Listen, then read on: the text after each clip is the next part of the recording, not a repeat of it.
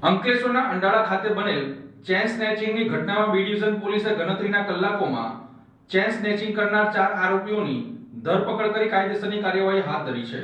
અંકલેશ્વરના અંડાળા ગામની મંગલમ સોસાયટીમાં રહેતી નીરુબેન રંજીતભાઈ પઢિયાર પોતાના ઘરના પાછળના ભાગે પાન પડીકીનો ગલ્લો ચલાવી જીવન નિર્વાહ ચલાવે છે।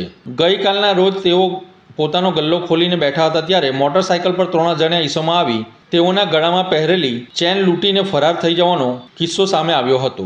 આ ઘટના બાદ તરત જ ભોગ બનનાર બી ડિવિઝન પોલીસ સ્ટેશન ખાતે આવીને ફરિયાદ નોંધાવી હતી, જે અંગે બી ડિવિઝન પોલીસે ફરિયાદ નોંધી આરોપીઓના સગળ મેળવવાના પ્રયાસો હાથ ધર્યા હતા। બી ડિવિઝન પોલીસે ગણતરીના કલાકોમાં જ રોહન મુકેશ પટેલ, મનહર કુમાર તુકારામ વેરેકર તથા સુમિત રમેશભાઈ વસાવા અને શુભમ સંજય પરિહારની ધરપકડ કરી તેઓની પાસેથી સોનાની ચેન અને મોટરસાઇકલ કબજે કરી વધુ તપાસ હાથ ધરી હતી।